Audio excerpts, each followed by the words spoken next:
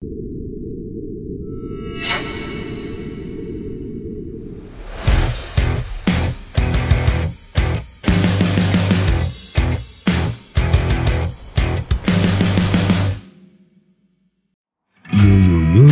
M3 Lovers, kali ini Sobat M3 akan membawakan sebuah alur cerita dari komik manhwa asal negara Cina yang berjudul My Disciple Become the Great Demon Empress. Setelah 100 tahun mengasingkan diri, tingkat kultivasi Ye-Zhen meningkat pesat. Kekuatannya melonjak, dan tubuh fisiknya menjadi abadi. Namun, saat dia keluar dari kultivasinya, dia benar-benar tercengang. Sebab murid pertamanya menjadi permaisuri dari sekte iblis, serta memimpin jutaan penggarap iblis. Murid keduanya yang dijuluki pembunuh haus darah yang terkenal akan kebrutalannya. Dan murid ketiganya The Poison Supreme. Dia bisa mengendalikan ribuan boneka dengan tangannya. Penasaran bagaimanakah kelanjutan kisahnya? Sebelum dilanjut ke ceritanya, you guys Sobat M3 Lovers, jangan lupa untuk di like, komen, dan subscribe ya guys. Di episode sebelumnya, saat Ye-Zhen sedang mengenang momen bahagia bersama muridnya yang bernama Yan-Er, seorang pasukan hitam masuk dan melaporkan tentang buku surgawi yang sedang diperebutkan oleh banyak sekte. Ye-Zhen yang mendengarnya lalu memutuskan pergi sendiri untuk mengambil buku surgawi yang berada di kota Tianxi. Beberapa waktu kemudian di sebuah pusat kota Tianxi, seorang bocah berteriak menawarkan koran di tangannya. Sebuah berita hangat tentang periode 3 tahunan telah tiba. Pertempuran untuk mendapatkan kepemilikan buku surgawi dimulai sebentar lagi. Sekte Tingqiao menyatakan bahwa mereka akan berpartisipasi dan muncul sebagai pemenang. Akankah pertempuran selama berabad-abad untuk memperebutkan kepemilikan buku surgawi berakhir hari ini? Kemudian, bocah itu dengan riang menawarkan koran kepada seorang pria yang terlihat bijaksana. Tuan Kultivator, apakah Anda memerlukan salinan berita hangat di kota Tianxu? Pria itu menoleh lalu berkata, Tidak, terima kasih bocah. Ya, ternyata seorang pria bijaksana itu adalah Ye-Zhen yang telah sampai di kota Tianxi. Melihat keramaian kota, Ye-Zhen lalu bergumam dalam hatinya. Kota Tianxu ini dulu hanyalah sebuah kota hutan 100 tahun yang lalu. Tempat ini telah banyak berubah. Aku sama sekali tidak bisa menemukan jalan di sekitar sini. Sebuah kertas berbentuk burung keluar dari dalam baju Ye-Zhen. Kertas burung itu lalu berbicara kepada Ye-Zhen. Master, dengan adanya Yan-Er kecil yang menemani, Anda tidak akan kesulitan dalam menavigasi arah di sekitar mainland. Dari sini Anda bisa belok kanan di persimpangan. Ye-Zhen lalu bergumam dalam hatinya. Ya, untungnya Yan-Er membuat roh kertas ini untuk membimbingku. Sambil mengikuti burung kertas, Ye-Zhen kemudian bertanya, Yan-Er, sebelumnya kau bilang petugas akan menyerahkannya kepadaku. Tapi aku di sini untuk mengambil properti milikku sendiri. Jadi aku tidak perlu pelayan untuk menyerahkannya padaku, bukan?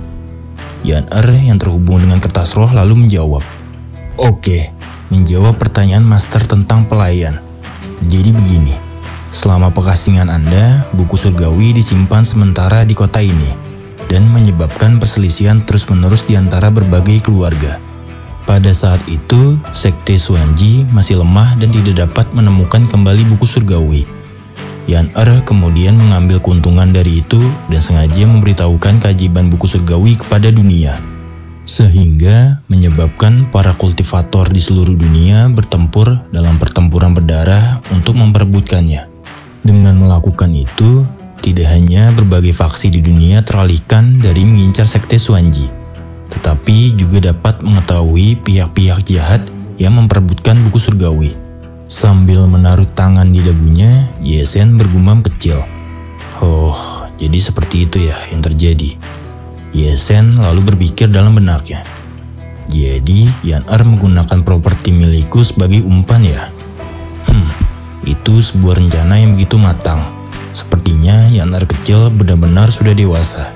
Yan-Er yang terhubung melalui kertas roh lalu kembali berkata, Master, Anda telah tiba di tempat tujuan. Pelayan Anda ada di depan Anda. Anda juga memiliki satu pesan. Yesen tersenyum lalu bertanya, Yan punya hal lain yang ingin disampaikan kepadaku. Apa itu? Dengan hati berbunga-bunga, Yan yang tersambung melalui kertas roh burung berkata, Ingat, Master tidak perlu khawatir. Pelayan ini adalah agen rahasia dari periode Sekte Suanji. Kode kontak sekte kita juga tidak berubah. Jadi, Master yakinlah. Yesen kemudian menjawab, Terima kasih atas kehati-hatianmu. Kau telah melakukannya dengan baik, Yan. Dengan tatapan roh burung yang menajam, Yan sekali lagi berkata, Selain itu, Master, seketika suasana berubah penuh intimidasi. Yan kembali berkata dengan berapi-api, Ingat, setelah Anda mengambil kembali buku surgawi, Anda harus segera kembali. Apakah Master mengerti? Dan masih ada lagi, Anda juga tidak boleh menatap gadis-gadis lain saat Anda berada di luar. Saat saya memikirkan hal ini, saya tidak bisa menahan diri untuk tidak marah. Seketika itu juga roh burung terbakar bersamaan dengan amarah Yan. Yesen yang terkena intimidasi berkeringat lalu berkata, Yan, jujur saja anak kecil itu terlalu memikirkan segalanya. Bagaimana mungkin Master memiliki ruang tersisa di hatinya untuk melakukan hal itu? Beberapa saat kemudian, mata Yesen menajam melirik ke arah samping. Terlihat seorang wanita peramal sedang melahap semangkok Indomie cabang Cina.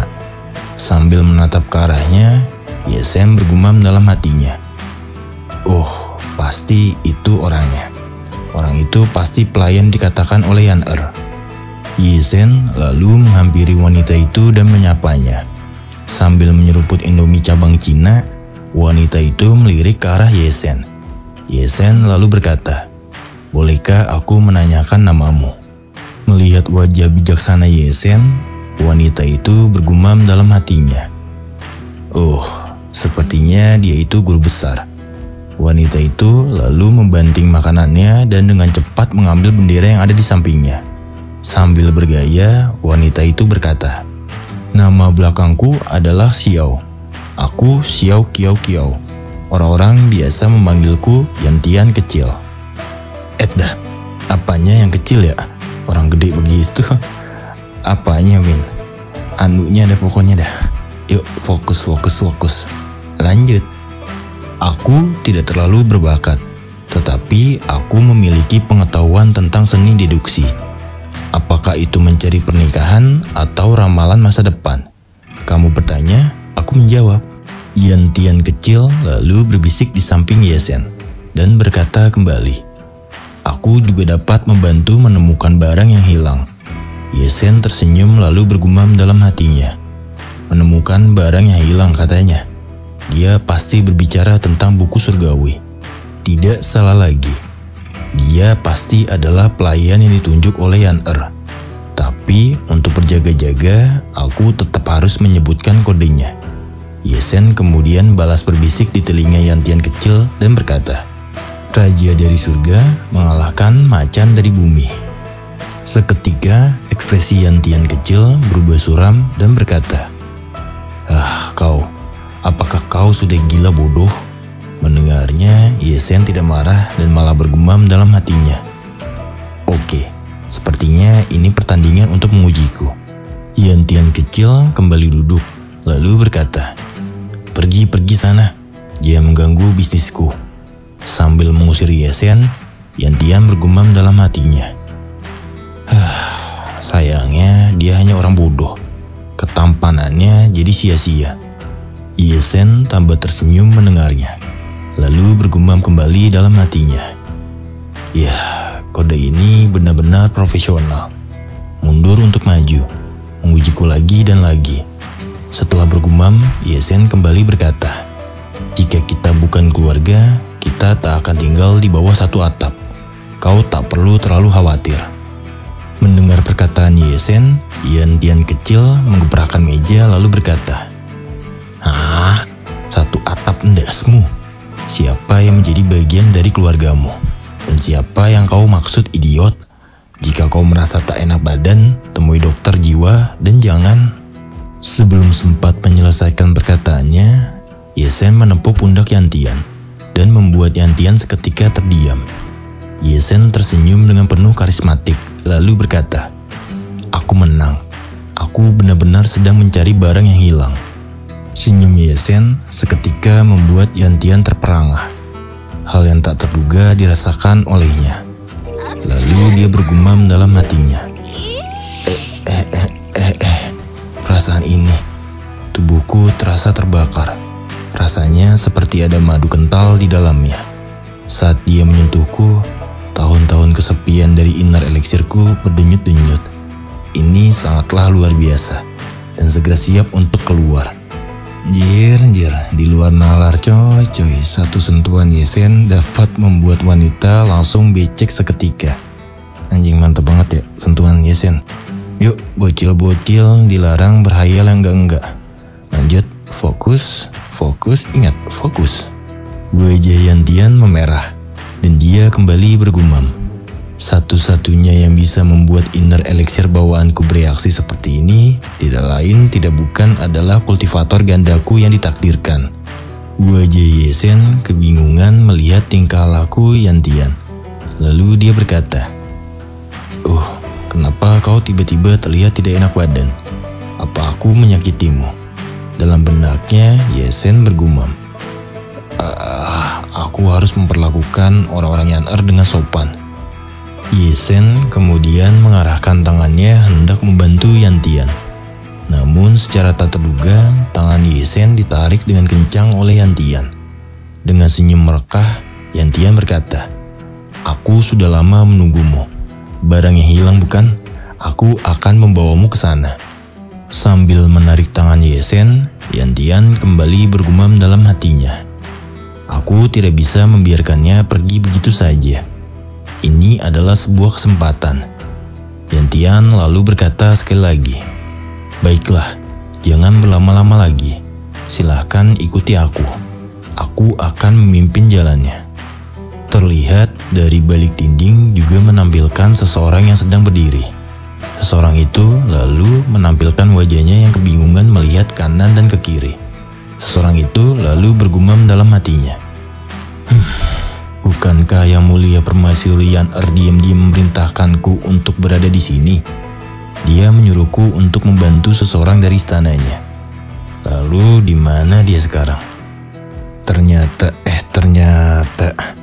Ye-sen salah orang rupanya kawan-kawan. Yantian ternyata bukan pelayan yang diperintahkan oleh Yan-er. Beberapa saat kemudian di tempat konferensi Tianzu, terlihat di sana sudah ramai orang-orang yang ingin menonton puncak acara konferensi. Mereka mengatakan jika pemimpin sekte Tianzhou, Wei Tianheng, yang memiliki kekuatan tidak bisa diremehkan. Apakah kali ini buku surgawi akan didapatkan olehnya? Ya, tapi itu sulit juga untuk mengatakannya, mengingat banyak orang kuat yang ingin mendapatkan buku surgawi. Terlihat di sana juga sudah ada Yantian dan Ye-sen. Rupanya tadi Yantian menarik Ye-sen untuk melihat konferensi buku surgawi. Terlihat wajah Ye-sen yang nampak suram. Lalu dia bertanya, Kenapa ada begitu banyak orang di sini?" Yantian lalu menjawab, "Ya, itu sudah menjadi hal yang biasa di sini. Bukankah kau sedang mencari sesuatu? Lihatlah, apa yang ingin Anda temukan ada di atas arena itu bukan?" Ye-sen mengangkat kepalanya dan melihat ke arah yang ditunjuk oleh Yantian. Seketika wajah Ye-sen tertegun melihatnya. Yantian kembali berkata, "Tuan kultivator, saya lihat Anda cukup kuat. Anda pasti berada di sini untuk mendapatkan buku surgawi juga. Dikatakan bahwa siapapun yang mendapatkan buku surgawi, maka dia akan bisa menguasai daratan. Banyak para pemuda pemberani yang ingin menjadi pahlawan secara mendadak. Akan tetapi, jika Anda ingin mendapatkan buku surgawi itu, selain memiliki keberuntungan, Anda juga harus dikenali oleh penguasa kota Tianzhu. Ini juga alasan untuk pertarungan konstan di atas area. Tapi, menurut saya, Anda tidak lebih buruk daripada pemimpin sekte dari sekte Tingzhou." Sambil membuka kerah bajunya untuk memperlihatkan gunung kembarnya yang fantastis, Yantian kembali berkata, Ya, jika Anda ingin mendapatkan buku surgawi, saya dapat membantu Anda selama Anda mau melakukan kultivasi ganda. Sebelum kata-katanya habis, Yantian terkejut setelah melihat Yesen sudah tidak ada di sampingnya. Saat Yantian sedang kebingungan, dia mendengar orang-orang ribut mengatakan jika ada orang yang berani naik ke atas arena. Karena penasaran, Yantian lalu melihat ke arah tangga arena. Seketika, dia kembali terkejut setelah melihat Yesen yang sudah berada di sana. Secara refleks, Yantian berteriak dengan kencang ke arah Yesen. "Hei, apa yang kau lakukan di sana? Sekarang, apakah itu Wei Tianheng atau penguasa kota Zhang Zizeng? Anda tidak boleh menyinggung perasaan salah satu dari mereka." Namun, Yesen tidak menghiraukan segala keributan yang ditimbulkannya. Dia hanya fokus untuk mengambil buku surgawi yang dia miliki. Hal itu juga membuat kedua orang yang sedang bertarung terkejut melihat Yesen yang ingin mengambil buku surgawi. Yesen hanya bergumam dalam hatinya, "Aku harus mengambil buku itu dan pergi sebelum semuanya menjadi berantakan." Namun, Wei Tianheng tidak membiarkannya begitu saja. Dengan cepat, Wei Tianheng memukul mundur Zhang Zizeng, lalu menyerang ke arah Yesen dan berkata, "Bocah nakal yang tak tahu malu." Mendengar itu, Yesen menoleh ke arah serangan Wei Tianheng. Wei Tianheng yang sangat marah mengepalkan tinjunya sambil berkata, "Bocah, kau ingin mengambil keuntungan dari pertarungan ini dan mencuri hartaku. Aku akan membunuhmu, bocah." Yantian yang melihat kejadian itu secara refleks menutupi mata dengan tangannya. Namun dia masih bisa melihatnya dari celah jari-jarinya.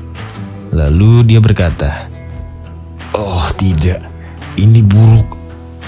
Cerita sedikit mundur 100 tahun yang lalu. Setelah jatuhnya Sekte Xuanji, perang saudara pecah di benua Changyuan. Akan tetapi, Sekte Qingzhou yang awalnya lemah tiba-tiba muncul seorang jenius entah dari mana. Dia menguasai berbagai keterampilan dan seni bela diri, serta menjadi tak tertandingi di dunia. Jenius ini tidak lain tidak bukan adalah Wei Tianheng yang saat ini sedang menyerang Yesen dengan penuh amarah. Sebuah ledakan api dahsyat mengguncang arena pertempuran. Semua orang di sekitar juga merasakan efek dari ledakannya. Orang-orang di sekitar lalu berkata, Sial, ini adalah gaya pukulan disintegrasi tahap yang kelima. Wei Tianheng pasti sangatlah marah. Itu terlalu sombong. Nampaknya dia sengaja membunuh ayam untuk menakuti monyet. Apa kamu tidak mengerti? Wei Tianheng sangatlah kuat. Siapa yang berani naik ke panggung dan memperjuangkan kitab surgawi? Mendengar itu, wajah Yantian berkeringat lalu dia bergumam dalam hatinya. Ini benar-benar merepotkan. Wei Tianheng adalah orang yang berpikiran sempit. Bocah ini benar-benar tidak beruntung. Dia pasti tidak akan bisa dilepaskan dengan mudah. Oleh sebab itu, aku harus bergegas dan menyelamatkannya. Ekspresi wajah Wei Tianheng terkejut dibarengi dengan kepulan asap yang mulai mereda akibat serangannya. Dia terkejut akibat melihat Yesen yang masih bisa berdiri tersenyum di hadapannya. Yesen lalu berkata kepadanya, "Apakah ini cara menyapa seseorang? Apa menyapa seperti ini sedang tren saat ini?" Sambil memasang kuda-kudanya, Wei Tianheng bergumam dalam hatinya. Bagaimana dia bisa menahan pukulanku? Dan dari mana bocah ini berasal? Kemudian dari arah belakang, Zhang Zizeng meledek Wei Tianheng dengan berkata, Wei Tianheng, jangan salahkan aku karena tidak mengingatkanmu. Kultivator macam apa yang tidak siap untuk memperjuangkan kitab surgawi? Aku menyarankan kau untuk berusaha sekuat tenaga, atau kau akan dapat masalah. Wajah Wei Tianheng tersenyum setelah mendengar ejekan Zhang Zizeng, lalu dia berkata, jadi kau ingin aku berusaha sekuat tenaga? Asal kau tahu, satu-satunya hal yang aku takuti adalah dunia bawah yang tidak mau menerima jiwanya setelah aku hancurkan. Setelah mengatakan itu, seketika aura biru menyelimuti tubuhnya. Wei Tianheng kemudian menyerang kembali Yesen dengan sebuah skill Punch of Disintegration Second Style. Beberapa pukulan yang diselimuti aura biru diarahkan kepada Yesen. Namun, Ye Zhen dapat menghindari semua pukulannya dengan mudah. Melihatnya, Wei Tianheng berkata, lumayan juga. Kau bahkan bisa melawan gaya kedua dari disintegrasiku. Anak muda, sepertinya kau benar-benar memiliki potensi. Wajah Wei Tianheng tersenyum licik. Lalu dia kembali berkata, jadi biarkan aku memberitahukanmu hal baik lainnya. Pukulan disintegrasi yang aku buat tidak hanya dilakukan oleh tinjuku. Seketika pukulan kaki dengan cepat menyerang ke arah Ye Zhen. Kini Wei Tianheng tidak hanya menggunakan pukulan dengan tangannya, tetapi dia juga menggunakan kakinya sebagai pukulan. Ye Zhen yang terpental karena serangan Wei Tianheng menyadari satu hal. Lalu dia bergumam dalam hatinya, ya, itu benar. Konferensi Tianshu awalnya tempat yang mirip dengan konferensi seni bela diri. Apakah akan lebih baik jika aku juga mengikuti tren dan mengikuti proses para seniman bela diri sebelum mengambil buku surgawi? Itu juga tidak buruk untuk meningkatkan citra negaraku. Ketika Ye Zhen baru saja menyelesaikan gumamnya, mata Ye Zhen kembali terbuka lebar menyadari serangan. Wei Tianheng kini kembali menyerang Ye Zhen dan tidak memberikannya kesempatan untuk beristirahat. Serangan pukulan Wei Tianheng untungnya dapat dihindari oleh Ye Zhen beberapa detik sebelum mendarat telak di tubuhnya. Ye Zhen lalu mundur beberapa langkah ke belakang dan mendaratkan kakinya dengan keras di atas lantai arena. Kedua kakinya bahkan sampai masuk ke dalam pijakan beton serta membuat retakan besar di sekitarnya. Namun karena hal itu kaki Ye Zhen kini tersangkut ke dalam lantai. Ye Zhen lalu berkata, itu hampir saja.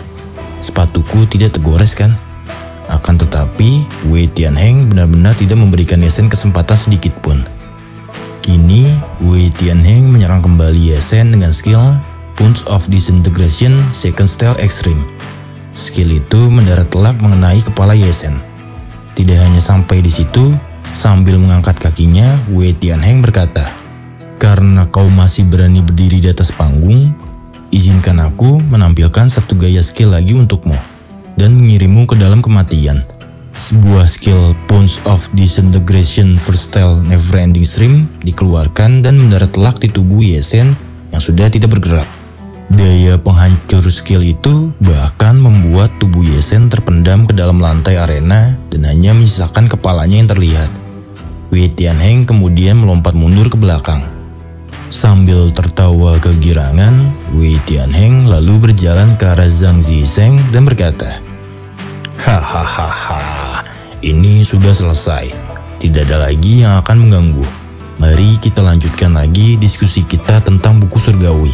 Selama kau tidak mengganggu, sekte Tingcaoku tidak akan. Sebelum sempat menyelesaikannya, Zhang Zizeng menyela perkataannya dengan wajah yang berkeringat dingin. Wei tua, di belakangmu. Sontak Wei Tianheng menoleh ke arah belakang dan melihat Ye Zhen kini sudah bangkit dan balik menyerangnya.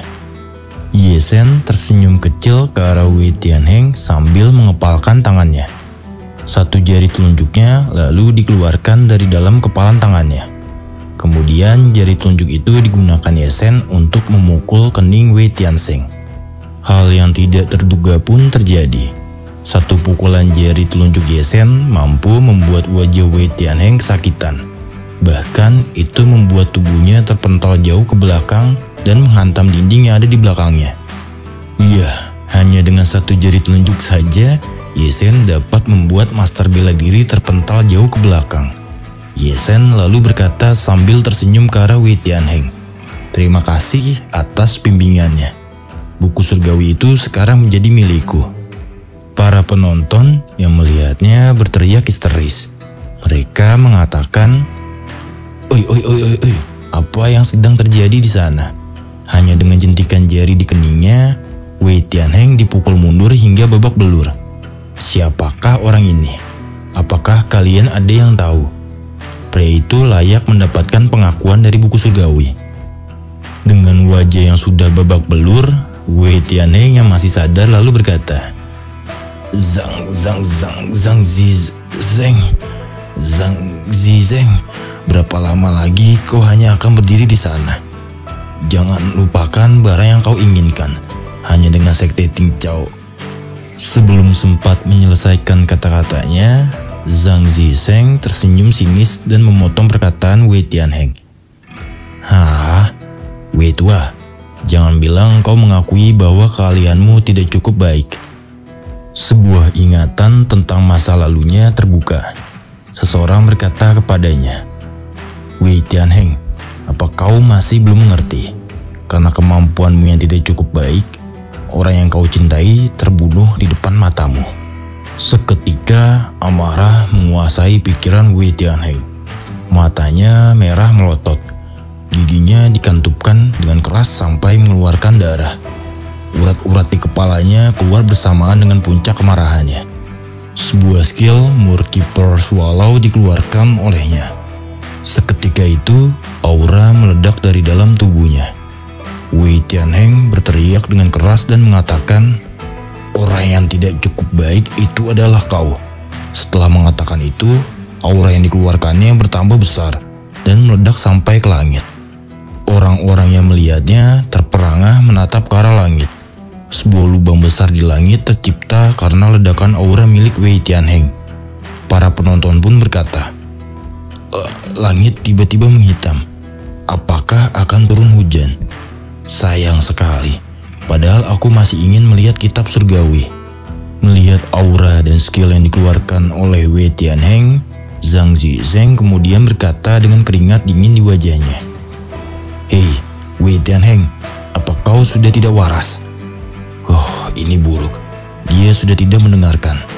Kemudian, Zhang Zizeng mengepalkan tangannya untuk mengeluarkan skill perlindungan energi internal.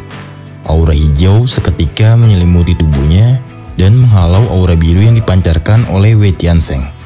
Orang-orang yang melihatnya berkomentar dengan bodoh. Mereka mengatakan jika kini Zhang Zizeng menggunakan tekniknya, dia bersikeras untuk bergabung dalam pertempuran. Sepertinya konferensi Tianshu tahun ini sungguh menarik. Mendengar teriakan para penonton, Zhang Zizeng bergumam dalam hatinya. Sepertinya ini sudah benar-benar terlambat. Para idiot itu tidak mengerti akan situasi ini. Seketika, bola-bola bercahaya bermunculan di sekitar para penonton yang belum subscribe. Mereka bertanya-tanya dan mengatakan jika bola-bola itu terlihat cantik. Kemudian salah satu bola bercahaya itu jatuh tepat di belahan Gunung Kenikmatan. Bola itu kembali memantul dari Gunung Kenikmatan yang empuk dan mengeluarkan sebuah sinar cahaya yang menyilaukan. Duar and next, sebuah ledakan tercipta di mana-mana. Bola-bola bercahaya itu meledak dan membuat para penonton berlarian panik ke segala arah. Yan Tian yang masih berada di kerumunan penonton juga berusaha melindungi dirinya. Sambil berlari, Yan Tian bergumam dalam hatinya. Wei Tianheng, orang tua sialan itu. Dia benar-benar mengkatalisasi bola mutiara keruh dan memicu guntur. Hanya dalam waktu setengah jam, area seluas 100 mil bisa hangus seluruhnya. Bocah itu, bagaimana dengan nasibnya? Sepertinya dia benar-benar akan hancur. Beralih ke tempat Ye Zhen berada. Terlihat dia sedang menepis beberapa petir yang menyerangnya. Namun ekspresinya masih menunjukkan ketenangan. Lalu dia berkata, ini guntur ya? Sepertinya ini cukup merepotkan. Bukankah menurutmu juga begitu? Ye Zhen menoleh ke arah Zhang Zizeng yang sedang memegang tangannya yang terluka. Zhang Zizeng hanya terdiam mendengarkan perkataan Ye Zhen. Sambil menahan luka di tangannya, dia bergumam dalam hatinya. Apa maksudnya dengan berkata, bukankah menurutmu juga begitu? Ini adalah jenis petir yang dapat mengelupas kulitmu hanya dengan satu sentuhan.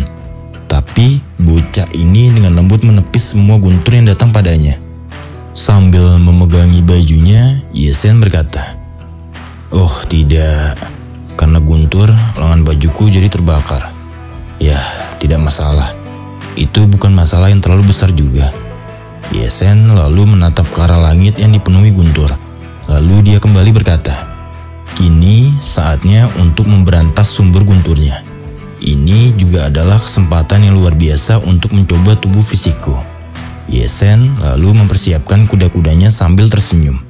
Namun, secara tak terduga saat Yesen ingin memulai aksinya, sebuah bola besar kenyal mengarah cepat ke arah wajahnya. Bola besar kenyal itu adalah Yantian yang sedang berlari ke arah Yesen.